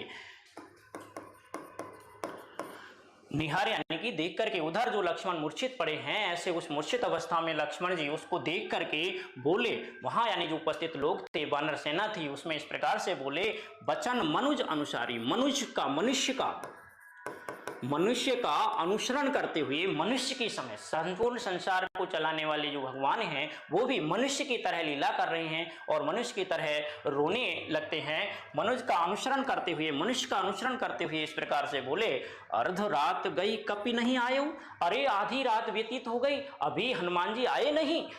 राम उठाए अनुज उर लायो, अनुज यानी कि अपना से छोटा जो भाई है उस भाई को उर यानी कि हृदय से लगा लिया है, लायो यानी कि लगा लिया है, अपने छोटे भाई को उठा करके अपने हृदय से लगा लिया है। सकहु ने दुखित देख मोहि काहू, सकहु यानी कि सकता था, ने यानी नहीं, दुखित यानी दुखी, देख यानी देख करके, मुझे कभी भी जो कभी दुखी नहीं देखना चाहता था, ऐसा वह लक्ष्मण जी आज बेहाल मूर्छित अवस्था में पड़े हुए हैं। मोहि काहू, मुझे कभी भी यानी इसका बेचैन देखना नहीं चाहते थे, कभी भी यानी उदास नहीं देखते थे। बंधु सदा तब मृदुल स्वभाव, बंधु यानी कि भाई, सदा यानी कि हमेशा ही, तब यानी तुम्हारा, मृदुल यानी कि मिठास भरा स्वभाव था, सरल स्वभाव था, बड़ा आदर तक यानी स्वभाव था, आदर वाले यानी कि एक तरह से व्यक्तित्व था आपका। मम हित, मेरे हित के लिए, मेरे हित यानी भले के लिए, मेरे भले के लिए, मेरे भले के लिए, मेरे भले के लिए ही, तजेहूं यानी त्याग दिया, त्याग दिया, पितु यानी पिताजी और माताजी, मेरे यानी कि आपने अपने माता पिता को भी मेरे भले के लिए ही त्याग दिया। सयहूं विपिन यानी होता है जंगल, आतप बाता, हिम यानी कि सर्दी, आतप यानी कि गर्मी, बाता यानी कि जो अंधड़ है आदि हैं, बरसात हैं यानी कि सर्दी गर्मी बरसात, तो इनको तुमने जंगल में सहन करते रहे, मेरे हित के कारण, मेरे भले के लिए तुम जंगल की इन सर्दी गर्मी बरसात आदि को, पीड़ाओं को, झंझावत तूफान आदियों को सहन करते रहे और मेरे हित के लिए तुम अपने प्राण भी आज गंवा रहे हो। इस प्रकार से दुखी होकर के, अत्यधिक दुखी होते हुए राम का यानी इस प्रकार से विलाप करने लगते हैं, मनुष्य की तरह विलाप करने लगते हैं। तो इस प्रकार से आपके समझ में आ गया होगा, बड़ा इंपॉर्टेंट चैप्टर है, व्याख्या आने की पूरी संभावना है और इस प्रकार से आप इसे याद करेंगे। देखिएगा आगे हम देखेंगे अगला जो व्याख्या है फिराक गोरखपुरी। फिराक गोरखपुरी भी यानी कि हमारे पाठ्यक्रम में है। पुरानी जो किताब है उसमें यानी कि 2 गज़लें भी दे रखी हैं, तो गज़ल हमारे पाठ्यक्रम में वर्तमान में नहीं है, उसे हटा दिया गया है। फिराक गोरखपुरी की जो रुबाइयाँ हैं वो रुबाइयाँ ही हमारे सिलेबस में हैं, उन्हीं को हमें पढ़ना है। फिराक गोरखपुरी का परिचय पढ़ेंगे पहले। इनका मूल नाम रघुपति सहाय फिराक था। इनका मूल जो नाम था क्या था? रघुपति सहाय फिराक। यानी कि आप इसे याद रखेंगे, फिराक गोरखपुरी का दूसरा नाम क्या है? तो रघुपति सहाय फिराक। छोटे क्वेश्चनों में आ सकता है, तो इस प्रकार से आप इसका मूल नाम याद रखेंगे। इनका जन्म 28 अगस्त सन 1896 गोरखपुर उत्तर प्रदेश में हुआ। शिक्षा रामकृष्ण की कहानियों से शुरुआत होती है। बाद की शिक्षा अरबी फारसी, यानी जो बाद में इन्होंने शिक्षा प्राप्त की अरबी में, फारसी में, अंग्रेजी में, इन्होंने यानी हिंदी के अतिरिक्त तो और भी भाषाओं में यानी कि शिक्षा प्राप्त की है। 1917 में डिप्टी कलेक्टर के पद पर चयनित हुए। डिप्टी कलेक्टर का जो पद है उस पर ये इनका चयन होता है। पर स्वराज्य आंदोलन के यानी अपना जो देश है उसमें स्वतंत्रता का आंदोलन चल रहा था, ऐसे उस समय में इन्होंने उस आंदोलन में हिस्सा बनने के कारण 1.5 वर्ष के लिए कहाँ गए? जेल भी गए। आपके प्रश्न आ सकता है आपके पाठ्यक्रम में ऐसा कौन सा लेखक या कवि है जो यानी कि स्वतंत्रता आंदोलन के लिए कहाँ गए? जेल गए। तो इस प्रकार से आपका यानी कि करना है। तो इलाहाबाद विश्वविद्यालय के अंग्रेजी विभाग के अध्यापक ये रहे। सम्मान इनको मिला है गुले नगमा के लिए साहित्य अकादमी पुरस्कार, ज्ञानपीठ पुरस्कार, सोवियत लैंड नेहरू अवार्ड इनको मिला है। महत्वपूर्ण कृतियाँ गुले नगमा, बज्मे जिंदगी, रंगे शायरी, उर्दू गजल गोई इनके प्रमुख रचनाएं हैं। इनका निधन 1993 ईस्वी में 83 ईस्वी में 83, तो इसमें इनका निधन हो गया। इनसे संबंधित जो व्याख्या है हम देखेंगे, देखिएगा हम यानी कि कम समय में ज़्यादा से ज़्यादा पढ़ेंगे, इसलिए यानी कि हम ज़्यादा अनावश्यक और बातें हम कर नहीं रहे हैं। तो इस प्रकार से देखिएगा, ये जो व्याख्या है मैं केवल आपका भावार्थ ही बताऊंगा। व्याख्या आप जान गए होंगे, संदर्भ में क्या लिखना है, प्रसंग में क्या लिखना है, विशेष में क्या लिखना है, शब्दार्थ कैसे छांटने हैं, ये आप जान गए होंगे। केवल अब व्याख्या पढ़ेंगे। रुबाइयाँ ही हमारे पाठ्यक्रम में हैं, इनके अतिरिक्त जो गजल सिलेबस में दे रखी है यानी कि नहीं है। हमारे पास पाठ्यक्रम में केवल रुबानियाँ हैं, इन्हीं को हमें पढ़ना है। 5 रुबानियाँ हैं, उसमें से 2 मैंने आपको यहाँ पर छांट करके ली हैं। देखिएगा, आंगन में लिए चांद के टुकड़े को खड़ी, हाथों पे झुलाती है उसे गोद भरी, रह रहे हवा में जो लोका देती है, गूंज उठती है खिलखिलाती बच्चों की हंसी। यानी इसमें माँ के वात्सल्य प्रेम को अभिव्यक्त किया है। फिर आप गोरखपुरी लिखते हैं कि आंगन में यानी जो घर का आंगन है उसमें चांद के टुकड़े को मतलब है बेटा, अपना बेटे को लेकर के कोई माता खड़ी है और माता अपने छोटे से बच्चे को क्या कर रही है? खिला रही है। हाथ पे झुलाती है उसे गोद भरी भरी, और गोद में भर भर करके उसे हाथ में झुलाती है, कभी ऊंचा उछाल देती है हवा में और फिर उसे अपने छाती से लगा लेती है, गोद में भर लेती है। रह रहे पुनरुक्ति प्रकाश अलंकार है, रह रहे शब्द आ रहा है, एक शब्द 2 बार आ रहा है। तो हवा में जो लोका देती, हवा में जो उछाल देती, लोका देने का मतलब है उछाल देना, हवा में उछाल करके उसे यानी कि वह पकड़ लेती है, गूंज उठती है खिलखिलाते बच्चे की हंसी। और जब वह उसे लोका देती है, हवा में उछालती है और फिर गोद में ले लेती है, तो वह खिलखिला करके बच्चा क्या करता है? हंसी करने लगता है, हंसने लगता है। तो इस प्रकार से इसमें वात्सल्य रस है, वात्सल्य रस है, इसमें वात्सल्यता का भाव है। माता का संतान के प्रति जो प्रेम होता है वो वात्सल्य प्रेम होता है, तो ये इसमें अभिव्यक्त किया है। दूसरा, बालक तो है ही चांद पे ललचाया है, दर्पण उसे देख के कह रही है माँ, देख आईने में चांद उतर आया है।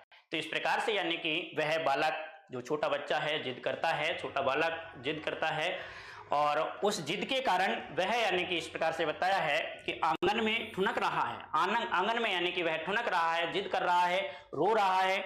बालक तो है ही अभी यानी कि छोटा बच्चा ही तो है, चांद पे ललचाया है कि चांद मुझे चाहिए। रात्रि में जब चांद डूबता है तो उसको देख करके बच्चे को इच्छा होती है, मैया मोही चंद खिलौनों ले हो, सूरदास जी भी यही लिखते हैं।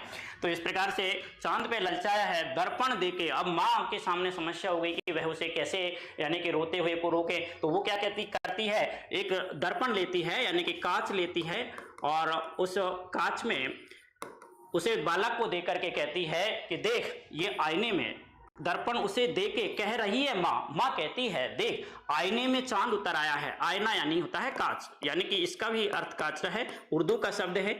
तो इस प्रकार से ये आपके यानी कि व्याख्या हुई। एक चैप्टर और रह गया जो उसको हम अगली क्लास में हम उसको करेंगे। तो इस प्रकार से ये आपकी क्लास यहाँ पर एंड होती है। उसका बाद यानी कि जो उमा शंकर जोशी वाला चैप्टर ये रह गया, उसको हम अगली क्लास में देखेंगे। इतना ही आज के लिए, और आप पढ़ते रहिए, जो पढ़ाया जा रहा है उसको यानी कि याद करिए, और अपना स्वास्थ्य का भी ध्यान रखिए। वर्तमान में स्वास्थ्य थोड़ा ऐसा चल रहा है, तो इस प्रकार से आप रखें और पढ़ते रहें, हंसते रहें, मुस्कुराते रहें और आगे बढ़ते रहें। शुभ रात्रि। ठीक।